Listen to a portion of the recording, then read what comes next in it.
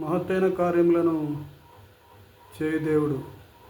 యోబు గ్రంథం 9వ అధ్యాయము 10వ వచనం. ఎవడును తెలుసుకొనలేని మహత్తైన కార్యములను, లెక్కలేనన్ని అద్భుత క్రియలను ఆయన చేయుచున్నాడు. నిర్గమకాండం 14వ అధ్యాయము 30వ వచనం. ఆ దినమున యెహోవా ఐగుప్తీయుల చేతిలో నుండి ఇశ్రాయేలీయులను రక్షించెను. ఇశ్రాయేలీయులు చచ్చిన ఐగుప్తీయులను సముద్ర తీరమున చూచిరి. నిర్గమకాండము 14వ అధ్యాయం 31వ వచనం. యెహోవా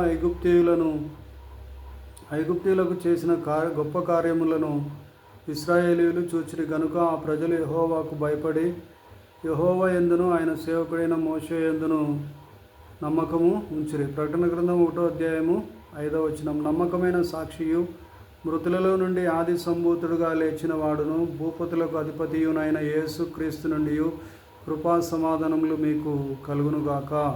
ప్రకటన గ్రంథము 7వ అధ్యాయం 14వ వచనం. అందుకు నేను, అయ్యా నీకే తెలియను అనగా అతడు ఇలాగు నాతో చెప్పెను, వీరు మహాశ్రమలలో నుండి వచ్చిన వారు, గొర్రెపిల్ల రక్తంలో తమ వస్త్రములను ఉదుకుకొని వాటిని తెలుపు చేసుకునిరి. ప్రకటన గ్రంథం 1వ అధ్యాయం 7వ వచనం. ఇదిగో ఆయన మేఘారూఢుడై వచ్చుచున్నాడు, ప్రతి నేత్రము ఆయనను చూచును, ఆయనను పొడిచిన వారును చూచెదరు, భూజనులందరూ ఆయనను చూచి రొమ్ము కొట్టుకుందురు. అవును, ఆమెన్, హల్లెలూయా.